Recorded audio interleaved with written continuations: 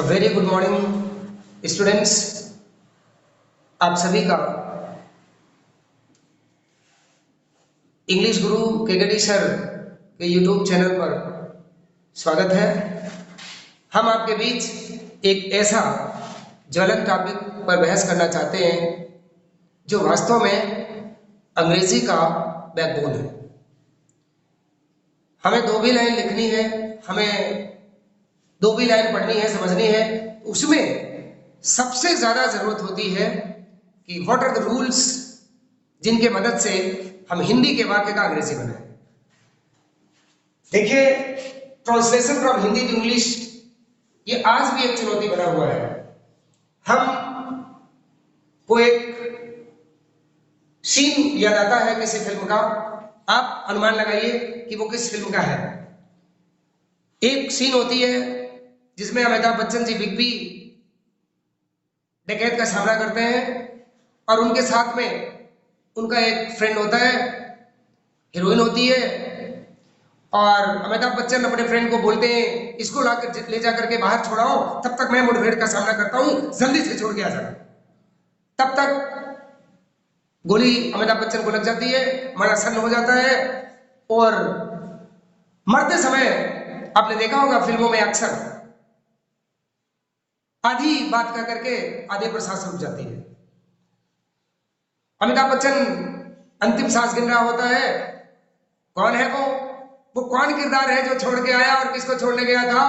बेटा लटिकेश, बीरू, धर्मेंद्र जी बसंती को छोड़ने गए थे और इसी बीच अमिताभ को गोली लग गई। मरते मरते जैसे ही धर्मेंद्र आता है, ना मेरे दोस्त के खून के एक एक कतरे की कसम, कुत्ते हरामी, तुम्हें मैं नहीं जीने दूंगा, खून पी जाऊंगा, ऐसा बोलता है।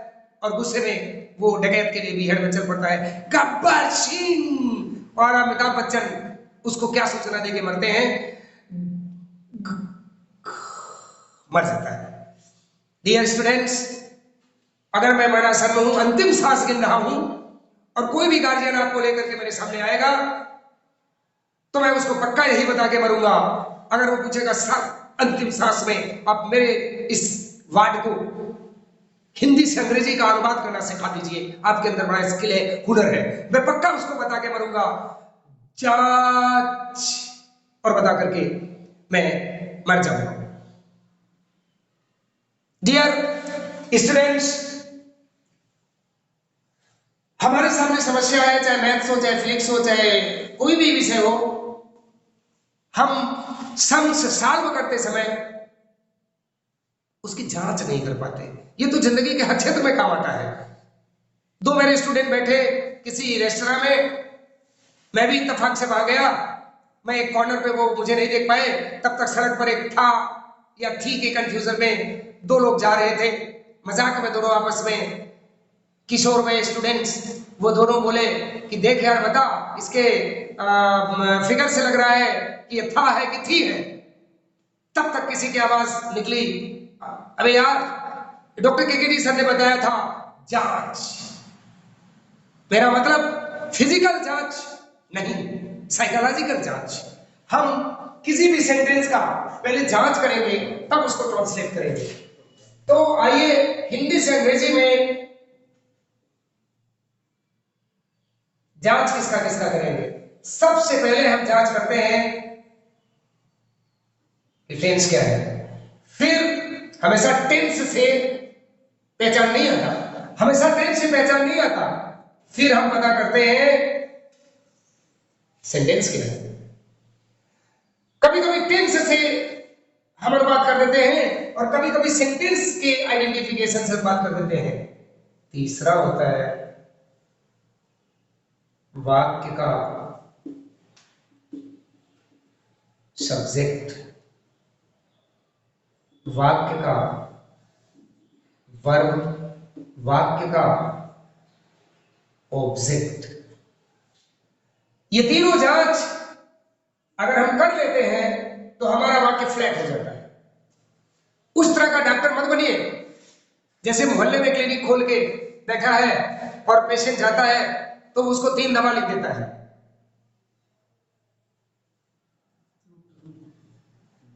देखिए, हम जांच करते हैं कि कोई भी हिंदी का वाक्य मिले और उसको अंग्रेजी बनाने की बात उठे तो सबसे पहले हम जांच करते हैं कि उस वाक्य का टेंस क्या है। टेंस से पकड़ में आ जाता है अच्छा है, अथवा उस वाक्य का सेंटेंस क्या है, और उसके बाद वाक्य का सब्जेक्ट, वाक्य की वर्ब और वाक्य का ऑब्जेक्ट ढूंढेंगे, इतने में सेंटेंस अपने आप फ्लैट हो जाता है। आइए हम ट्रांसलेशन को अकूत, लिमिटलेस, अक्सर स्टूडेंट से बात होती है सर, तो वो बयां करते हैं कि सर पिछली बार हम क्लास 6 से मेरे टीचर ट्रांसलेशन सिखाते आ रहे हैं, लेकिन सर आज तक ट्रांसलेशन सीख नहीं पाए, और जब टीचर सिखाता है तो लगता है जैसे ट्रांसलेशन आ रहा है, और जब खुद से बनाने लगते हैं तो वी हैव डिफिकल्टी। देखिए, मैं ट्रांसलेशन को इतने चैप्टर में डिवाइड किया है, chapters of translation. You know, 1, tense based translation.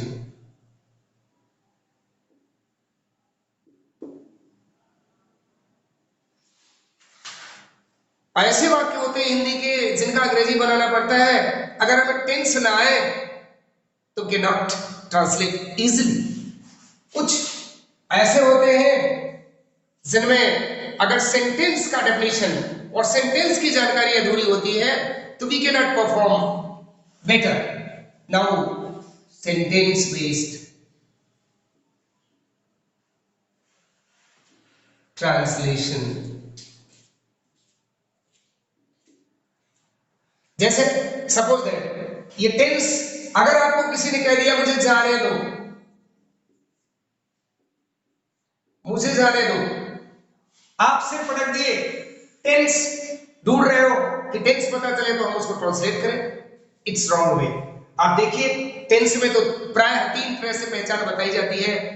Present के लिए वाक्य के अंत में है, हूं दिखता है, और पास्ट के लिए वाक्य के अंत में था, थे, थी दिखता है, और फ्यूचर के लिए गा, गे, गी दिखता है। लेकिन इस वाक्य में न तो है, हूं है, न था, थे, थी है, न गा, गे, गी है, इसमें तो अंत में 2 है। तो आपका मदद अनुवाद करने में टेंस नहीं कर पाएगा, बल्कि हमें सेंटेंस की जानकारी होगी तो आप जान जाएंगे कि इम्परेटिव सेंटेंस ऐसा जो लेट से अंग्रेजी बनेगी उसका एग्जाम्पल है। और तीसरा टॉपिक है non finite verbs,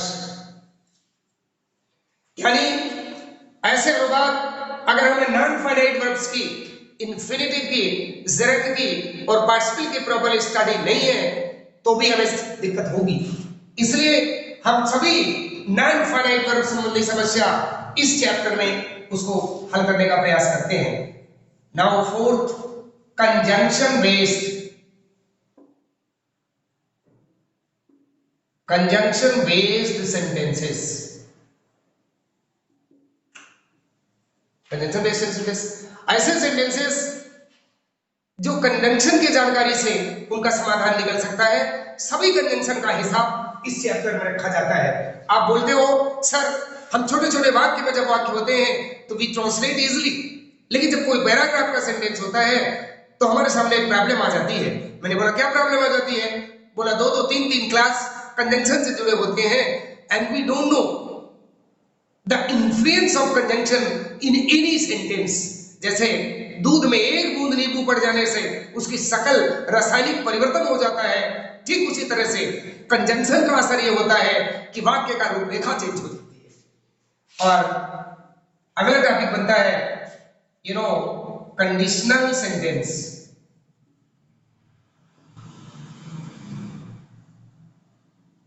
conditional sentences, conditional sentences ये भी एक दुनिया है जिन्हें आप कह सकते हो शर्त सूचक,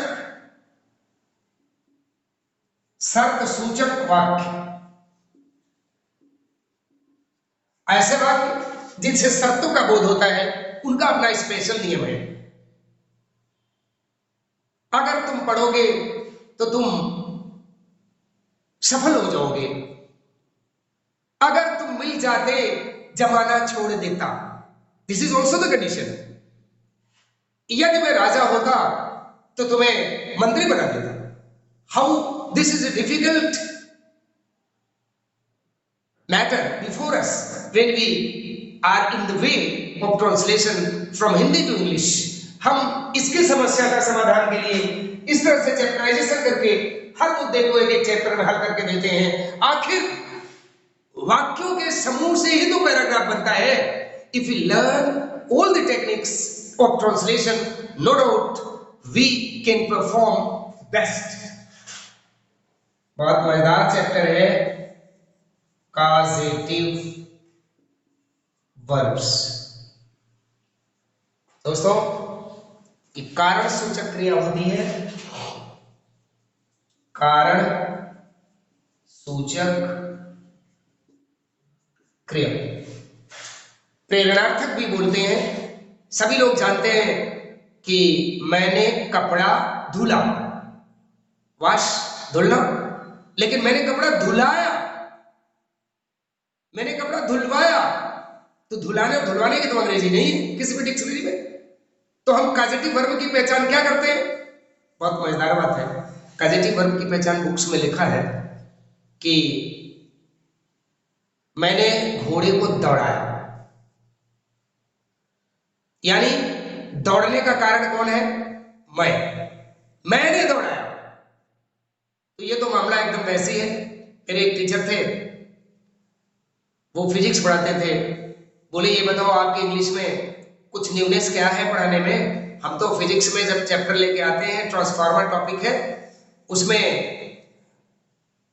दो कॉइल ऐसे होते हैं जो एक दूसरे से कनेक्ट नहीं होते, लेकिन अगर एक कॉइल में एक्टिविटी चाहे हम लाइट से कराएं चाहे करंट से कराएं, तो दूसरे कॉइल में अपने आप ऑटोमेटिकली उसमें मैग्नेटिज्म के कारण एक्टिविटी शुरू हो जाती है। तो मैंने कहा गुरुजी फिर इसमें क्या करते हो? तो बोला, मैंने कहा कि ठीक उसी तरह से ट्रांसफार्मर में कॉइल फंक्शन करते हैं बिना कनेक्शन के। जैसे हस्बैंड के सामने बहू को ससुरी डांटे तो बहू गुस्सा तो होगी होगी, उससे ज्यादा बुरा उसके हस्बैंड को लगने लगता है। आखिर बताओ, कोई गाली तो उसको दी जा रही है सासू के द्वारा, लेकिन दिक्कत हस्बैंड को क्यों हो रहा है? इसी तरह से कॉजेटिव वर्ब होता है। वर्ब यानी क्रिया होने का कारण सब्जेक्ट होता है, लेकिन नाम पड़ता है कॉजेटिव वर्ब। उसका अपना एक सिस्टम है। पूरी प्रॉब्लम को हम इस चैप्टर में सिखाएंगे और आप ट्रांसलेशन करने की कॉम्पिटेंसी बड़े आराम से पा जाते हैं। 7th टॉपिक है uses of modal verbs. Uses of modal verbs. चाहे जैसे एग्जाम्पल, लोग कहते हैं कि साहब टेंसेस तो चल रहा था, ट्रांसलेशन चैप्टर चल रहा था। मैंने बोला तो क्या हुआ? अभी इसी टीजीटी पीजीटी के एग्जाम में पूछा गया कि would is used with first person pronoun to denote determination। आखिर will का प्रयोग, would का प्रयोग I और V के साथ सामान्यतया होता है, लेकिन I और V के साथ सामान्यतः सेल का प्रयोग होता है। लेकिन अगर would का प्रयोग I और V के साथ होगा तो that shows determination, sense of determination, दृढ़ता का वो परिचय कराता है। तो इस तरह की प्रॉब्लम्स बड़े बड़े एग्जाम्स में भी आ जाती हैं। इनकरेक्ट करेक्ट सिंटैक्स, उसमें भी इन तमाम ग्रामेटिकल टेक्निक्स का यूज आ जाता है। बिना इनके जानकारी के हमारा वहां भी परफॉर्मेंस खराब हो जाता है। Now next chapter is uses of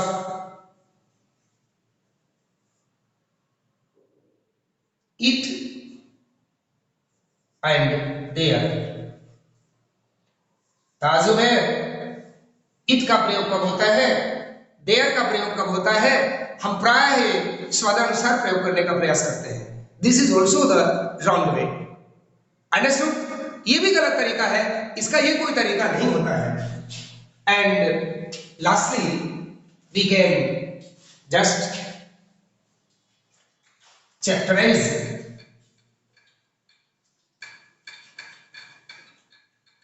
high-tech sentences.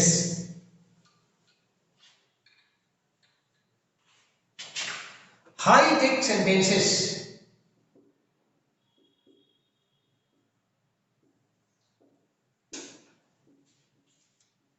high-tech sentences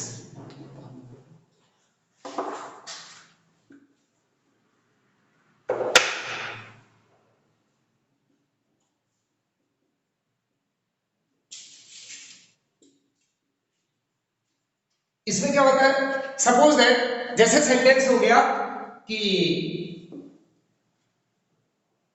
पेड़ में फल लगते हैं, पेड़ में फल लगते हैं।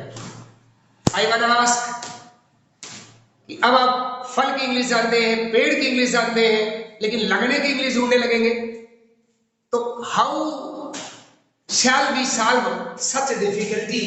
वो हाईटेक सेंटेंसेस में हम बताएंगे। The tree bears fruit. The tree bears fruit. Only the technique can give you capacity to solve such problems. इस तरह से हम translation from Hindi to English को इतने चैप्टर में डिवाइड करके पढ़ाने का प्लान बनाते हैं। ऐसे सेंटेंसेस जो केवल टेंस से सॉल्व होते हैं, ऐसे सेंटेंसेस जो सेंटेंस की जानकारी से सॉल्व होते हैं, ऐसे सेंटेंसेस जो कंडीशनल सेंटेंसेस के बारीकियों का जानकारी के कारण सॉल्व होते हैं, ऐसे सेंटेंसेस जो मॉडल वर्ब की जानकारी से सॉल्व होते हैं, ऐसे सेंटेंसेस जो कॉजेटिव वर्ब्स के संबंध में अगर उनका ज्ञान है तभी वो सॉल्व हो सकते हैं। तो इस तरह से हमने इसमें बेसिकली बताने का प्रयास किया कि इनको चैप्टराइज करके हम एक एक चैप्टर को पूरा करते हैं। और आइए हम तुम्हें सिखाते हैं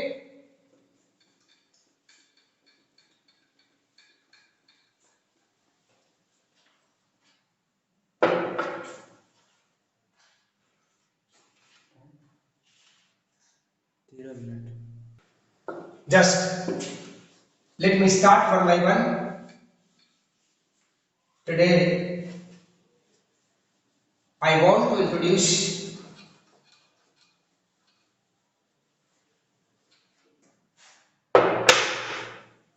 sentence based translation and sentence based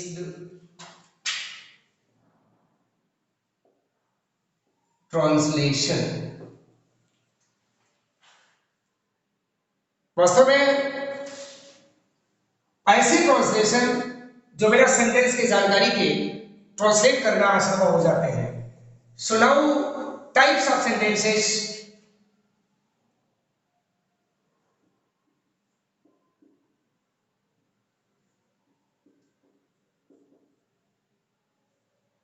types of sentences.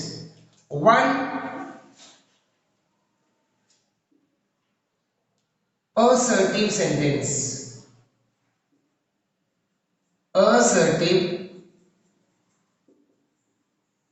sentence. assertive का अक्सर आप बताते हैं स्वीकारात्मक, अफर्मेटिव होता है स्वीकारात्मक। assertive को आप बताते हैं पॉजिटिव, पॉजिटिव सकारात्मक होता है। assertive मीन्स होता है साधारण। ये साधारण वाक्य है। साधारण वाक्य दो रूपों में देखे जाते हैं। पहला अफर्मेटिव सेंटेंस, दूसरा नेगेटिव सेंटेंस। असर्टिव सेंटेंस दो रूपों में, अफर्मेटिव सेंटेंस और नेगेटिव सेंटेंस, दोनों असर्टिव सेंटेंस की श्रेणी में आते हैं। Then interrogative sentence, interrogative sentence. Interrogative sentence भी दो प्रकार का होता है। एक का नाम हमने रखा है simple interrogative, simple interrogative sentence, जो हेल्पिंग वर्ब से अंग्रेजी में होता है। नेक्स्ट इज डबल इंट्रोगेटिव, इसको डबल इंट्रोगेटिव सेंटेंस शॉर्ट में हमने लिख दिया, double interrogative sentence. Double interrogative sentence वो होते हैं जो क्वेश्चन वर्ड से शुरू होते हैं, डबल क्वेश्चन वर्ड से शुरू होते हैं। Then we have imperative sentence,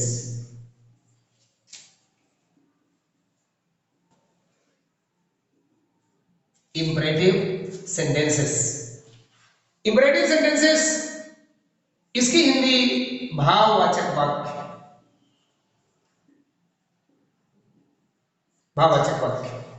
लेकिन इससे क्या क्या भाव प्रकट होते हैं और इसको कितने रूपों में जाना जाता है? नंबर 1, हमने इसका नामकरण किया है विदाउट लेट, अथवा इसी को कहेंगे विदाउट सब्जेक्ट, विदाउट लेट या without subject. Then with let, ऐसे इंपरेटिव सेंटेंस जो लेट से प्रारंभ होते हैं, ऐसे इंपरेटिव सेंटेंस जिनमें लेट नहीं होता और उनमें सब्जेक्ट भी नहीं होता। So we have imperative sentence having 2 types. Then बिना बताए मैं सोचता हूं कि let us take fourth, exclamatory sentence. Exclamatory sentence, इसको विस्मयादिबोधक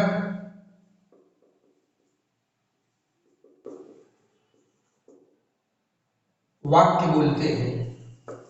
अनुवाद में अगर हम सेंटेंस का आइडेंटिफिकेशन ठीक से नहीं जानते, सेंटेंस के रूप को पहचान नहीं पाते, तो सेंटेंस के टेक्निक्स कैसे ट्रांसलेशन में हेल्प करेंगे?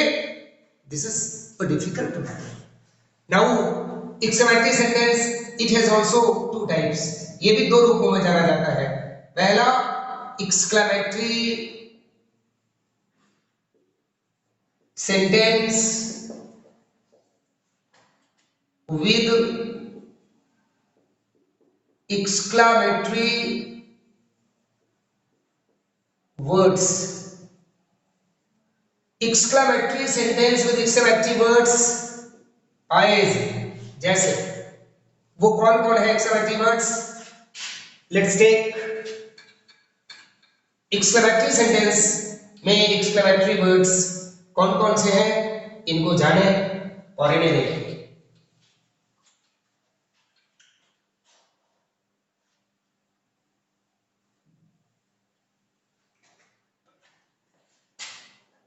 As, alas. अंग्रेजी के वाक्य में अगर एलास दिखे तो इसका भाव होगा हुर्रे। अंग्रेजी के वाक्य में अगर हुर्रे दिखे तो इसका भाव है जॉय। वाक्य में अगर ओह या आह दिखे तो इसका भाव है सरप्राइज। कभी कभी ओ के लिए शारो और आह के लिए जॉय का भी सेंस निकलता है। आप देखते होंगे क्रिकेट खेलते समय अगर बॉल कैच करने के लिए खिलाड़ी नीचे है और बॉल गिर जाती है तो आवाज आती है ओए, ओ। और आपने देखा होगा पेप्सी का एडवर्टीजमेंट, आमिर खान को मैंने किसी उसमें देखा था, उन्होंने जैसे ही एक घूंट चिलचिलाते जून के महीने में एक घूंट पेप्सी पीता है और बोलता है आहा ठंडा ठंडा cool cool. This is the sensibility, ये इसका भाव है। तो ओ और आह का सरप्राइज हुआ। Then brave well done, brave and well done, it denotes the sense of praise, appreciation,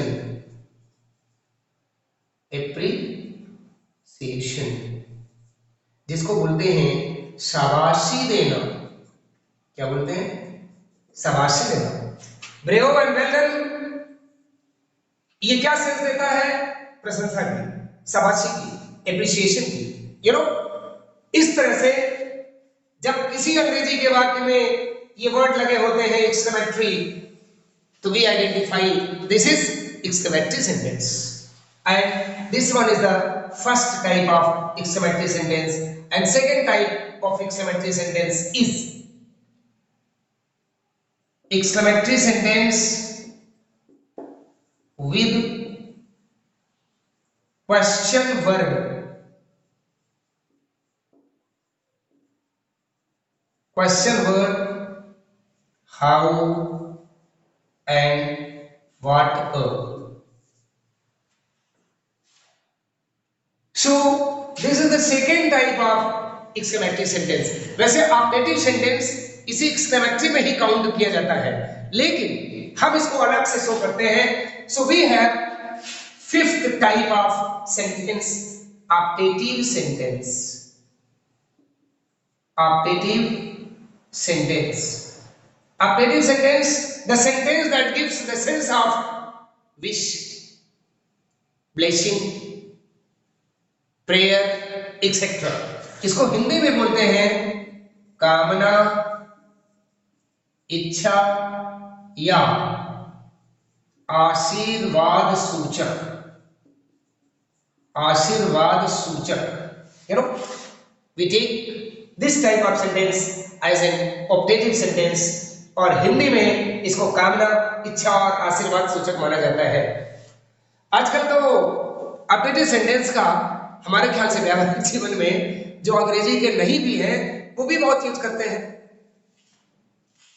अगर हम अपने छत पर वॉकिंग कर रहे हैं डिनर के बाद और कोई पड़ोसी ब्रीफकेस लेकर के बाहर निकलता है और नजर मिल गई, तो we wish happy journey to you, may you have a happy journey. हमको बड़ा मजा आता है जब न्यू ईयर के दिन पढ़े और अनपढ़े सभी रट गए हैं, और जैसे ही 1 जनवरी को 31 दिसंबर के रात के बाद 1 जनवरी को कोई भी परिचित अपरिचित सामने आया, happy new year to you. हमने बहुतों को देखा है पलट के सेम टू यू। अगर प्रोनाउंसिएशन को क्लियर नहीं करते तो सेम टू यू लिख जाता है, same to you. How dangerous the word becomes if you don't care pronunciation. I think the word is same to you, but we don't have the pronunciation controlment, so we commit fault. खैर चलो ठीक है, जो भी हमसे उच्चारण निकला, लेकिन यार ये बड़ा भद्दा लगता है कि आपको कोई कह रहा है happy new year to you और आप जैसे कोई वोमिट ही कर दे पलट के उसी की बात कह दिया सेम टू यू। ये कोई बात हुई? बर्थडे पर किसी ने मुझे गिफ्ट दिया, अब पता चला उसने हमको गिफ्ट दिया और उसी गिफ्ट को मैं रिटर्न करके बोलूं same to you. This is I think very odd manner, I don't like this manner. आपको अगर अंग्रेजी ऑप्टेटिव सेंटेंस का मर्म आता है तो you can speak in different ways. किसी ने हमको बोला happy new year to you, हम पलट के बोले a very happy new year to you. उससे तो बड़ा हो गया ना, a very happy new year to you.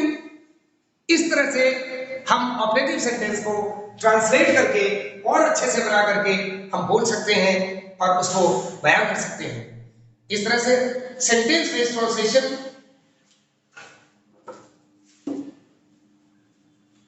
के अंतर्गत 5 प्रकार के सेंटेंसेस को पहचान के हम उन्हें ट्रांसलेशन में उनके टेक्निक्स को सीख करके बहुत अच्छा परफॉर्मेंस दे सकते हैं।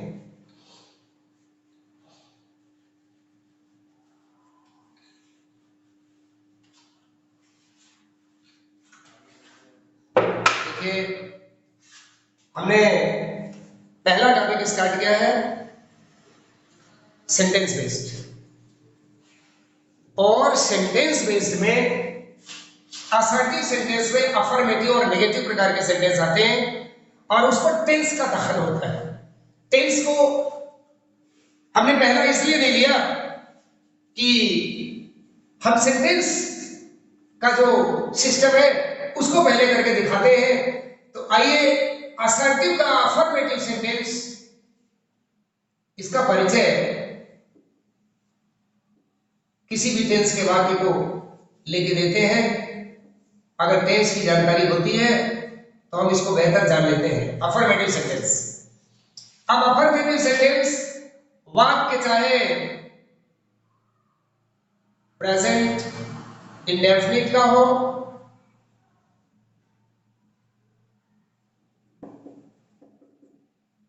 प्रेजेंट इंडेफिनिट का हो,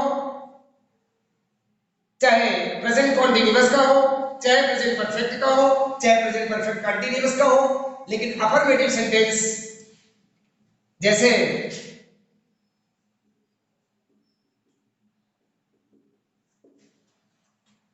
वह, एक छोटा सा उदाहरण है, पत्र लिखता है। मैंने बोला था सबसे पहले आपको कि जब भी हिंदी के वाक्य का अंग्रेजी बनाएंगे तो क्या चेक करेंगे, टेंस कौन है, फिर क्या चेक करेंगे, सेंटेंस कौन है, फिर क्या चेक करेंगे, सब्जेक्ट कौन है, फिर क्या चेक करेंगे, वर्ब कौन है, फिर क्या चेक करेंगे, ऑब्जेक्ट कौन है। और मैं बता दूं टेंस ये जब भी मिलेगा, किस मोहल्ले में मिलेगा, हिंदी के वाक्य में, ये जब भी मिलेगा हिंदी के वाक्य में वर्ब के साथ मिलेगा और वर्ब के पास मिलेगा, वर्ब से लिखता हुआ मिलेगा। तो आप देखिए लिखता है, ता है, ये प्रेजेंट इंडेफिनिट का है और वाक्य स्वीकारात्मक है, इसलिए प्रेजेंट इंडेफिनिट का अफर्मेटिव माना गया। तो प्रेजेंट इंडेफिनिट, प्रेजेंट इंडेफिनिट का अफर्मेटिव सेंटेंस का सिस्टम, आपने अगर टेंस पढ़ा है तो यू आइडेंटिफाई, यू रिकॉग्नाइज, कैसे, सब्जेक्ट, वर्ब, एस और ईएस। यहां पर एक टिप्पणी जाननी जरूरी है कि सब्जेक्ट सिंगुलर नंबर होने पर, अगर सब्जेक्ट प्लूरल नंबर है तो वर्ब में एस एस नहीं लगेगा। सब्जेक्ट यसन है, सिंगुलर नंबर है तो वर्ब में एस एस लगेगा। देन वी हैव ऑब्जेक्ट, ये फ्रेम है, ये इसका स्ट्रक्चर है, इस पर इसको रखते हैं। तो आइए हमने ढूंढ लिया है, ये सब्जेक्ट है, ये ऑब्जेक्ट है, दिस वन इज वर्ब। तो हमने यहां सब्जेक्ट की जगह लिख दिया ही, वर्ब की जगह लिख दिया राइट। लेकिन प्रेजेंट इंडेफिनिट का एक वचन का सब्जेक्ट है, इसलिए इसमें केवल एक वचन बना है।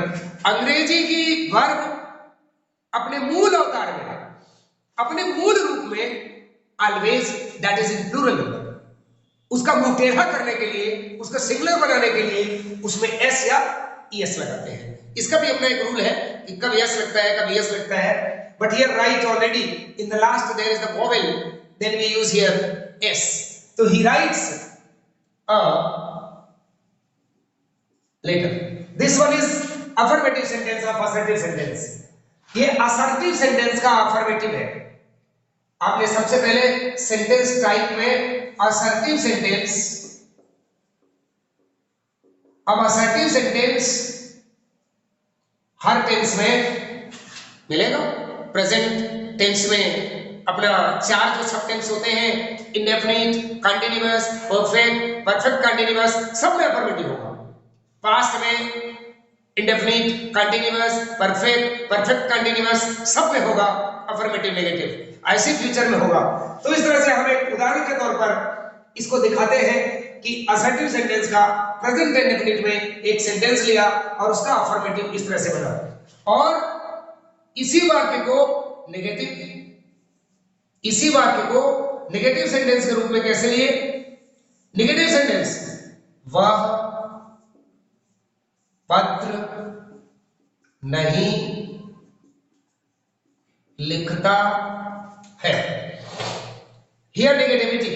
तो इसका सिस्टम और फ्रेम बन जाता है सब्जेक्ट डू, प्रेजेंट टेंस में do dash not, verb object. तो क्या बन जाएगा? ही, एक वचन की हेल्पिंग वर्ब लगेगी, dash not write a letter. Guys, is it clear? Yes और no? Yes, it is clear. Assertive sentence के दो अवतार हमने देखा, पहला अफर्मेटिव और दूसरा नेगेटिव। सेम सेंटेंस को इसी का अफर्मेटिव और इसी का नेगेटिव। ऑलराइट, हियर आज हम तुम्हें शुरू किए, आज के इस कार्यक्रम में हमने आपको पढ़ाना शुरू किया ट्रांसलेशन को कितने चैप्टर में बांट के हमें पढ़ना है। 9 चैप्टर में हमने डिवाइड करके पढ़ना प्रारंभ किया। सबसे पहला चैप्टर आपको टेंस पर आधारित अनुवाद का होना चाहिए, लेकिन टेंस आपको क्लियर होगा ऐसा मान करके हमने सेंटेंस बेस्ड से शुरू किया, और सेंटेंस 5 प्रकार का हमने बताया। उनमें पहला असर्टिव है, और असर्टिव के अफर्मेटिव का परिचय कराया, असर्टिव के नेगेटिव का परिचय कराया। Next I'll show you, I'll teach you, interrogative sentence, then imperative sentence, then exclamative sentence, then ablative sentence. I'll introduce you easily. Thank you.